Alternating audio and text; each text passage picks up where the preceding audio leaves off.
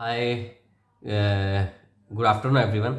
सो आज का अगर मार्केट के स्ट्रक्चर को समझे हम, तो ये जो अभी हमें एक डीपर करेक्शन मिली और उसके बाद हमने एक पुल बैक को हम देख रहे हैं।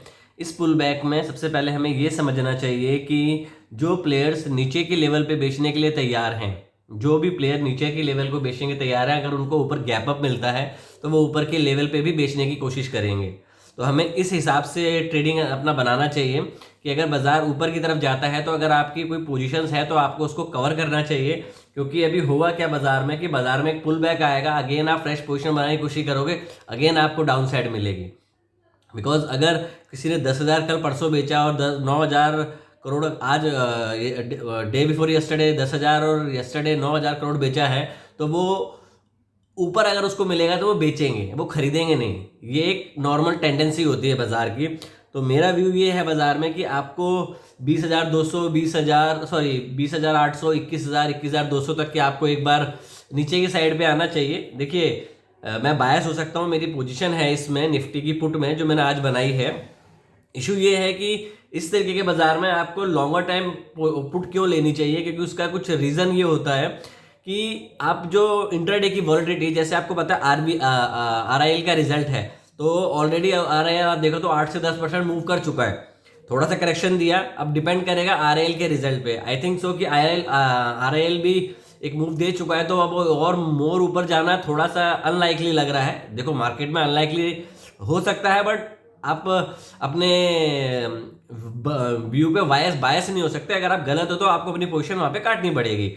तो इन शॉर्ट अगर मैं बाजार के लिए बात करूं तो मुझे ये लगता है बाजार में कि आपको ऊपर के लेवल पे शॉर्ट पोजीशन बनानी चाहिए। अगर आपको ऊपर मौका मिलता है तो ऊपर जाना चाहिए। अगर बाजार 21,760, 800 के आसपास जाता है तो वहां पे और आपको पोजीशन ऐड करनी चाहिए शॉर्ट की साइड पे। बिकॉज मेरा व्यू यही कहता है कि जो अभी तक मैंने समझा है बाजार में कि प्राइस एक्शन में एक मोमेंटम स्लो हो गया है, और जिस हिसाब से बार्स बनती हैं बड़ी बड़ी, अगर रेड बार बनती हैं, तो वो एक जस्ट आपको एक मौका दे रहा है ऊपर की। अपनी अगर आपकी पोजीशन है तो आप उसको निकलो। अभी ये बोलना कि बुल रन खत्म हो गया है, बट व्यू क्या कहता है कि अगर डेली में आप 20 से नीचे हो तो आप उसको शॉर्ट साइड पे खेलो। अब डेली में 20 से नीचे हो, दैट इज वाई कि मेरा जो स्टांस है वो थोड़ा बेरिश की साइड मैंने लिया है। बिकॉज पिछले पूरे साल से मैं बुलिश की ही पोजीशन बना रहा था। मेरे कुछ स्टॉक्स की पोजीशन अभी भी ओपन है कैश में, उसमें मुझे कोई 6.5-7 लाख के 6 लाख के आसपास, शायद 5 से 6 लाख के आसपास में उसमें एक प्रॉफिट मुझे नजर आ रहा है अभी। लेट्स सी क्या होता है बाजार में। मेरा बायस नेगेटिव है, कोई भी ट्रेड ले तो अपने वित्तीय सलाहकार से जरूर परामर्श करें। बिकॉज मार्केट है, अगर आप गलत हो तो आपको उसको उतनी ही जल्दी काटना भी सीखना पड़ेगा अगर आपको सरवाइव करना है। अगर आप ये सोचेंगे और ऊपर नहीं जाएगा तो बाजार कितना भी ऊपर जा सकता है, अगर हम ये सोचेंगे बाजार और नीचे नहीं जा सकता तो और भी नीचे जा सकता है। अब लेट्स सी, बाजार अगर 21,800 से ऊपर जाना शुरू करता है तो मैं अपनी शॉर्ट पोजीशन से एग्जिट करूंगा। टिल देन मेरे पास हाफ क्वांटिटी मैंने ले रखी है, अभी रिसेंटली ली है जस्ट। अब लेट्स सी वो उसमें मोमेंटम आता है कि नहीं आता। जस्ट फॉर द अपडेट है कि मेरा थोड़ा सा बायस नेगेटिव साइड पे है। मैंने कॉल ट्रेड इसलिए लिया था क्योंकि वर्थ था। जैसे मैंने कल भी कॉल ली इनिशियली में, आज भी मैंने मॉर्निंग में कॉल ली। तो ये चीज़ें डिपेंड करती हैं कि आप मार्केट के प्राइस एक्शन को कैसे समझते हो। ओवरऑल अगर हम देखें बाजार में तो अभी भी वीकनेस ही नजर आ रही है, कोई बहुत ज़्यादा स्ट्रेंथ नहीं है।